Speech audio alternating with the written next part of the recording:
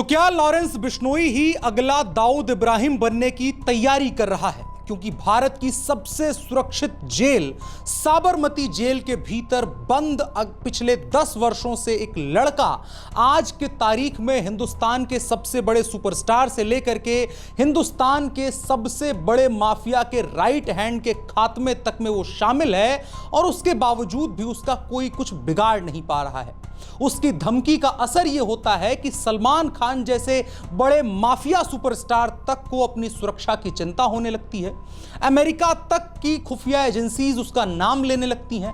Canada की सरकार आरोप लगाने लगती है कि हमारे यहां खालिस्तानियों को मारने की साजिश हिंदुस्तान की जेल में बैठा हुआ एक माफिया रच रहा है जिसका नाम लॉरेंस बिश्नोई है।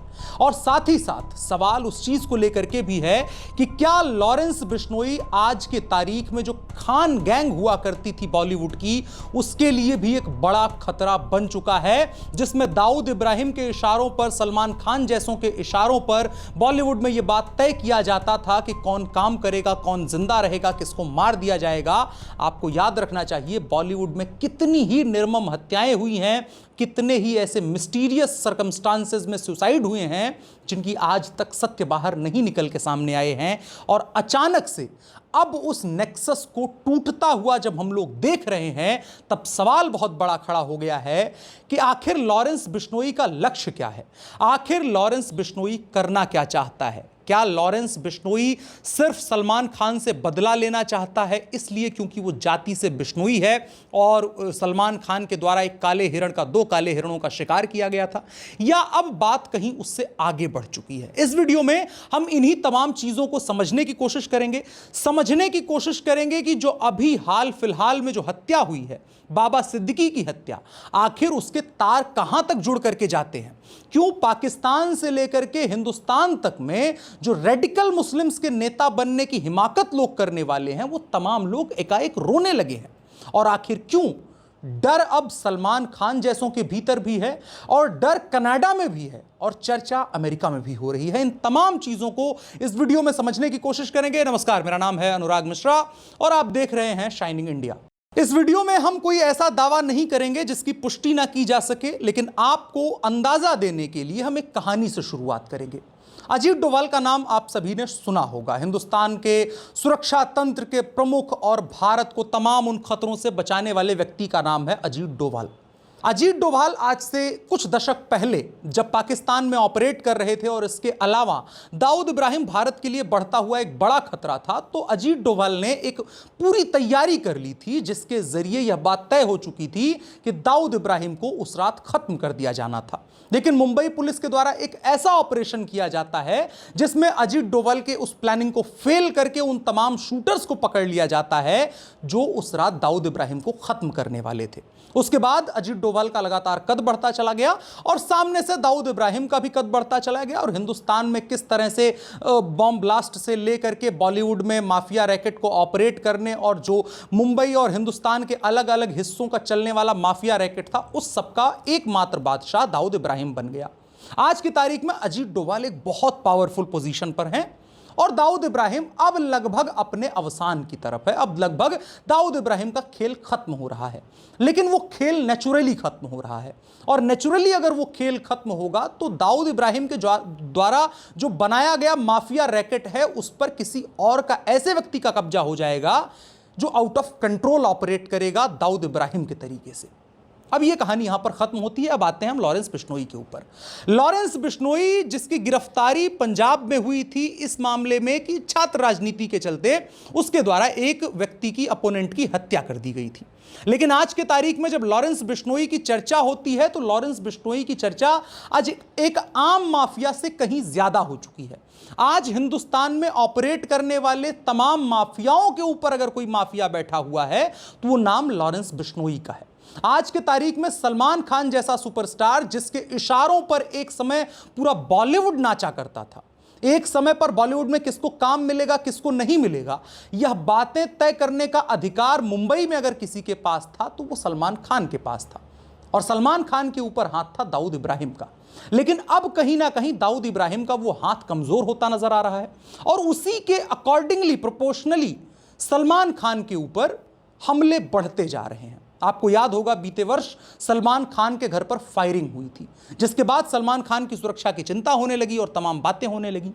अब एक ताजा घटना हुई, बाबा सिद्दीकी जो बांद्रा से महाराष्ट्र की एक विधानसभा सीट है, वहां से लंबे वक्त विधायक रहा व्यक्ति, उसके अलावा वो मंत्री भी रहा।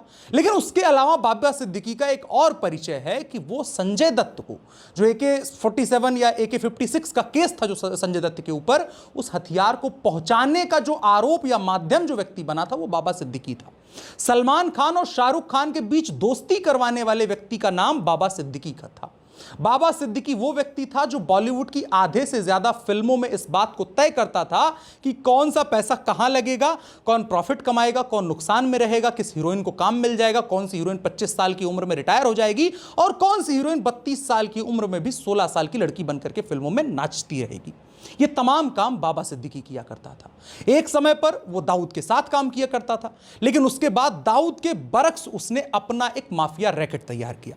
सलमान खान दोनों तरफ से बेनिफिशियरी था, बाबा सिद्दीकी के धंधे में भी उसके साथ चलता था और साथ ही साथ दाऊद इब्राहिम के साथ भी सलमान खान ऑपरेट करता है। अब सलमान खान के ऊपर एक आरोप लगता है, आज से पिछले सदी में अगर हम बात करें एग्जैक्टली तो 1990 का जो दशक चल रहा था, उस दशक में सलमान खान के ऊपर आरोप लगता है कि वो राजस्थान में एक फिल्म की शूटिंग के दौरान उसके द्वारा एक काले हिरण की हत्या कर दी गई और उसके बाद लगातार केस चले और तमाम अदालती कार्रवाई हुई। लेकिन अचानक से 2010 के बाद से या यूं कहें 2015 के बाद से ये बातें होने लगी कि एक व्यक्ति है, एक माफिया है, एक गुंडा है, एक शूटर है जो सलमान खान से बदला लेना चाहता है, जिसका नाम लॉरेंस बिश्नोई है। तब इस बात को बहुत गंभीरता से नहीं लिया गया, बहुत मजाक उड़ाया गया कि सलमान खान को कौन मार पाएगा। लेकिन आज की तारीख में स्थिति यह है कि सलमान खान के घर के बाहर 1-1 इंच की दूरी पर सीसीटीवी कैमरे लगे हुए हैं। सलमान खान ने 2 नई SUV गाड़ियां दुबई से मंगाई हैं, बुलेट प्रूफ और तमाम सुरक्षा चीजों से लैस होकर के, जिससे सलमान खान की जान बची रह सके। क्यों? क्योंकि आज की तारीख में लॉरेंस बिश्नोई नाम ऐसा है जो सलमान खान और पूरे उस खान गैंग की नींद को उड़ाए हुए है। अब सवाल यह है कि क्या सलमान खान सिर्फ टारगेट है? सलमान खान सिर्फ मोहरा है। सलमान खान के अलावा बॉलीवुड में बहुत सारे ऐसे डीप अंदर बैठे हुए लोग हैं जो उस पूरे बॉलीवुड के माफिया नेक्सस को ऑपरेट करते हैं, जिनके जरिए हजारों फिल्में रिलीज होती हैं, जिनमें से कुछ एक फिल्मों की चर्चाएं हम सुन पाते हैं, कुछ उससे ज्यादा फिल्मों के पोस्टर देख पाते हैं, उससे ज्यादा हम नाम नहीं सुन पाते हैं। लेकिन उन फिल्मों को दरअसल काम में लाया जाता है ब्लैक मनी को वाइट करने के लिए। और अब बॉलीवुड में अभी तक जो कब्जा था वो दाऊद इब्राहिम का था।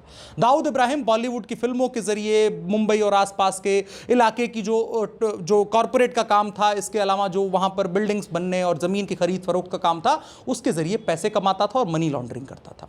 अब दाऊद इब्राहिम जैसे जैसे कमजोर हो रहा है, वैसे वैसे सामने से लॉरेंस बिश्नोई उस पूरे काम काज को कब्जा करना चाहता है। अगर आप देखेंगे कि लॉरेंस बिश्नोई ने अभी तक किन लोगों के ऊपर हमला किया है, तो आपको उसमें कोई सामान्य नाम नहीं नजर आएगा कि कोई सामान्य पॉलिटिशियन हो उससे फिरौती मांग ली हो, कोई सामान्य आदमी व्यापारी हो उससे फिरौती मांग ली हो। ऐसे किसी के साथ भी लॉरेंस बिश्नोई डायरेक्टली नहीं लड़ रहा है। लॉरेंस बिश्नोई उन लोगों के साथ लड़ रहा है, या तो वो खालिस्तान के साथ जुड़े हुए लोग हैं या फिर वो उस खान गैंग के साथ जुड़े हुए लोग हैं जो बॉलीवुड को ऑपरेट करते आए हैं एक लंबे वक्त से। आप एक सूची अगर देखें तो साल 2022 में सबसे हाई प्रोफाइल जो मर्डर लॉरेंस बिश्नोई के द्वारा करवाया जाता है वो होता है सिद्धू मूसेवाले का मर्डर। सिद्धू मूसेवाले के मर्डर में तमाम सवाल हुए, लेकिन सिद्धू मूसेवाला के ऊपर आरोप थे कि वो खालिस्तान का एक तरीके से पोस्टर बॉय बनता चला जा रहा था पंजाब और हिंदुस्तान के अंदर। इसके बाद 2023 में एक हत्या होती है, एक सुखिंदुल सिंह करके नाम होता है जो सिंगर भी था और तमाम जगहों पर पैसा लगाता था, कनाडा में उसका मर्डर कर दिया जाता है।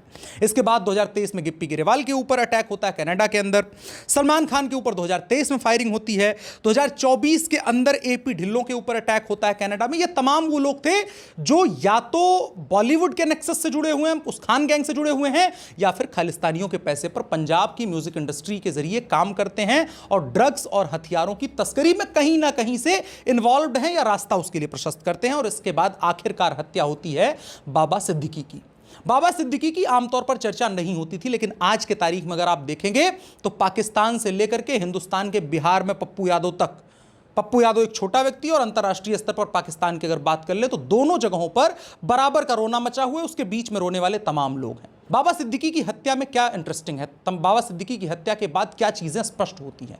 बाबा सिद्दीकी की हत्या के बाद यह स्पष्ट होता है कि सलमान खान को मारना शायद मुश्किल हो या सलमान खान को मारना प्राइम टारगेट ही ना हो, बल्कि सलमान खान को ऑपरेट करने वाला जो सिस्टम है उस तंत्र को तोड़ना, बाबा सिद्दीकी उस तंत्र का एक बहुत बड़ा, जो कह लें 4 पिलर हैं, तो उनमें से एक पिलर बाबा सिद्दीकी था। अब 3 पिलर पर बची है सलमान खान एंड खान गैंग की जो पूरी की पूरी ऑपरेटिंग मशीनरी है, और उसको टारगेट करते हुए लॉरेंस बिश्नोई सीधे तौर पर उस कुर्सी पर कब्जा करना चाहता है जिस कुर्सी पर बीते कई दशकों से दाऊद इब्राहिम बैठा रहा है, जिस कुर्सी पर बैठ करके उसने बॉलीवुड में अगर कह लें तो सुशांत सिंह से लेकर के और न जाने कितनी हत्याएं करवाई हैं।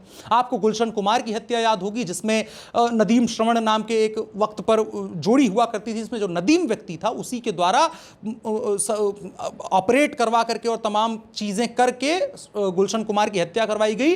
टी सीरीज के मालिक जिन्होंने एक समय पर हिंदुस्तान में भक्ति गानों का इतना बड़ा क्रेज लाया था, उनके धंधे पर पूरी तरीके से कब्जा करने की कोशिश की गई। और टी सीरीज कमोबेश आज के तारीख में जिस स्वरूप में नजर आता है, टी सीरीज उस वक्त पर उस स्वरूप में नहीं जाना जाता था, या गुलशन कुमार का भी मंशा वो नहीं थी, बल्कि गुलशन कुमार की मंशा थी कि जो बॉलीवुड, जो एंटरटेनमेंट, जो बूम करती हुई इंडस्ट्री है, जो मीडिया इंडस्ट्री है, जो जिसके जरिए घर घर तक पहुंच रहे हैं संदेश, उसके जरिए कुछ अच्छी बातें घरों तक पहुंचाई जाए। उस वक्त पर टी सीरीज भक्ति गानों की कैसेट बनाया करता था। लेकिन गुलशन कुमार की हत्या के बाद आज की तारीख में टी सीरीज कैसे ऑपरेट करता है और किन लोगों के साथ और किन लोगों के इशारे पर ऑपरेट करता है, ये आप देख सकते हैं।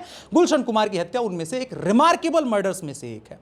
और आज की तारीख में अगर इन तमाम घटनाओं के आधार पर और चीज़ों और कहानियों को जोड़ करके हम किसी नतीजे पर पहुंचने की कोशिश करें तो यही समझ में आएगा कि ऋषि कपूर की एक किताब है, उसकी अगर आप कहानी देखेंगे, उसमें से आप कुछ चीज़ें निकाल करके लाना चाहेंगे, तो ऋषि कपूर ने पर्सनल अकाउंट पे यह लिख करके किताब में बताया था कि किस तरीके से दाऊद इब्राहिम इस पूरी बॉलीवुड इंडस्ट्री को रन करता है। और आज की तारीख में आपको अगर कुछ तस्वीरें निकालनी हो इंटरनेट से, तो आप बड़े बड़े सिनेमा के सुपरस्टार्स की तस्वीरें निकाल लीजिए, उनमें से अनिल कपूर से लेकर के सलमान खान, शाहरुख खान, आमिर खान, जितने भी नाम आपको XYZ याद आते हैं, उनका और दाऊद इब्राहिम का नाम एक बार गूगल पर आप टाइप करके सर्च कर लीजिए, आपको या तो तस्वीरें मिलेंगी या तो कहानियां मिलेंगी, क्योंकि पूरा बॉलीवुड दाऊद इब्राहिम के इशारों पर एक वक्त पर नाचता था। और आज की तारीख में लॉरेंस बिश्नोई कहीं ना कहीं उसी माफिया रैकेट को, उन्हीं चीजों को सरपास कर रहा है। और एक समय पर आपको यह भी याद रखना चाहिए कि दाऊद इब्राहिम को हिंदुस्तान में किस तरीके से सेलिब्रेट किया गया है। दाऊद इब्राहिम के ऊपर अच्छी अच्छी बायोपिक्स बनाई गई हैं। दाऊद इब्राहिम से कई लोग अपनी दोस्ती को पब्लिकली कह करके गर्व महसूस किया करते थे, क्योंकि दाऊद इब्राहिम बेसिकली हिंदुस्तान में एक बहुत बड़ी, जिसको माइनॉरिटी कहा जाता है, जिसको दबा हुआ वर्ग कहा जाता है, जिसको अल्पसंख्यक वर्ग कहा जाता है, उसके लिए हीरो बन चुका था। दाऊद इब्राहिम को लेकर के किन किन के दिलों में सॉफ्ट कॉर्नर हुआ करते थे वो बताने की ज़रूरत नहीं है। और जबकि दाऊद इब्राहिम ने जो मुंबई के सीरियल ब्लास्ट थे वो अनाउंस्ड रूप से इसलिए किया था क्योंकि अयोध्या में बाबरी मस्जिद कांड हुआ था, बाबरी ढांचे को ढहाया गया था। उसका बदला लेने के लिए दाऊद इब्राहिम ने मुंबई में बम ब्लास्ट करवाए थे, और उसके अलावा हिंदुस्तान में कई आतंकी घटनाओं के लिए इकलौता दाऊद इब्राहिम जिम्मेदार था। लेकिन तब तक दाऊद इब्राहिम को लेकर के कोई गालियां नहीं देता था। दाऊद इब्राहिम को बहुत लोग आतंकवादी नहीं कहते थे, दाऊद भाई कह के बहुत लोग संबोधित करते थे। लेकिन आज की तारीख में जब उन्हीं चीजों को इंडियन पर्सपेक्टिव में एक व्यक्ति ठीक कर रहा है, जो उस माफिया रैकेट को भी टेक ओवर कर रहा है और इंडियन पर्सपेक्टिव में टेक ओवर कर रहा है, हिंदुस्तानी चीजों के लिए टेक ओवर कर रहा है। आज की तारीख में अगर खालिस्तानी रो रहे हैं एक व्यक्ति का नाम लेकर के कि इससे हमको डर लगता है, आज की तारीख में वो लोग रो रहे हैं जो एक वक्त पर कहीं ना कहीं हिंदुस्तान में होने वाले आतंकवाद के लिए अपनी फिल्मों और तमाम बिजनेसेस के जरिए फंड किया करते थे। आपको अगर कहानियां ढूंढनी है, हम आगे वीडियोस और बनाएंगे, आप कमेंट बॉक्स में हमको उसके बारे में बताइए अगर आप इंटरेस्टेड हैं, तो हम आपको वो कहानियां बताएंगे कि किस तरीके से मुंबई, महाराष्ट्र और हिंदुस्तान के कॉरपोरेट से, हिंदुस्तान के बिल्डर्स से, हिंदुस्तान का जो पूरा का पूरा जमीन का धंधा था, जमीन का कारोबार था, खरीद फरोख्त का धंधा था, उस पर एक छत्र किसका राज चलता था। नोएडा में अगर कोई जमीन बिकती थी उसकी कट मनी दुबई और पाकिस्तान में जाया करती थी, और पाकिस्तान में रह करके किन लोगों के साथ में दाऊद ऑपरेट करता था, उन तमाम चीज़ों की कहानी हम आपके सामने ला सकते हैं। बहुत सारी किताबें लिखी गई हैं, उनमें से निकाल करके कहानियां बताई जा सकती हैं। आज की तारीख में जो लोग रो रहे हैं कि आखिर ये व्यक्ति कैसे ऑपरेट कर रहा है, उन लोगों को पहले बताना ये चाहिए कि जब दाऊद भाई के साथ में डिनर करना और चाय पीना आपके लिए प्रिविलेज का सब्जेक्ट हुआ करता था, तो उसका खामियाजा कौन भुगतेगा? उसी दाऊद के बनाए हुए लोगों के पैसों पर जिन लोगों ने फिल्मों में अपने करियर बनाए और सुपरस्टार बने और लोगों को सुपरस्टार बनने से रोका और बर्बाद किया, उन लोगों को जवाब आज की तारीख में देना चाहिए। अन्यथा यह चलता रहेगा और इससे कमोबेश एक हिंदुस्तान का एक बड़ा वर्ग खुश होता रहेगा, क्योंकि वह एक लंबे वक्त पर उस 786 वाली पीड़ा से गुजरा है। मुस्लिम ब्रदरहुड के नाम पर पाकिस्तान और दुबई में बैठ करके दाऊद इब्राहिम हिंदुस्तान में बम धमाके कराता था और एक वर्ग हिंदुस्तान में खुश होता था, और उसको अपीज करने के लिए, उससे अपनी ऑडियंस, उसको अपना ऑडियंस बनाए रखने के लिए, उसको अपना क्रेता बनाए रखने के लिए बहुत सारे लोग उसके चरणों में अपना सर रख के बैठा करते थे। आज की तारीख में अगर कोई उस चीज़ को टेक ओवर कर रहा है और बेटर वे में टेक ओवर कर रहा है, तो जो लोग समर्थन कर रहे हैं वो सही है। यहाँ पर फिलहाल के वीडियो में इतना ही। अगर आप इंटरेस्टेड हैं और जानना चाहते हैं कि ये कहानी क्या है, कहाँ से ये चीज़ें शुरू होती हैं, तो हम आपके लिए और भी वीडियोस बनाएंगे। कमेंट बॉक्स में आप अपनी राय हमारे साथ साझा कर सकते हैं। फिलहाल के लिए इतना ही। मेरा नाम अनुराग मिश्रा है, आप शाइनिंग इंडिया देख रहे थे। धन्यवाद।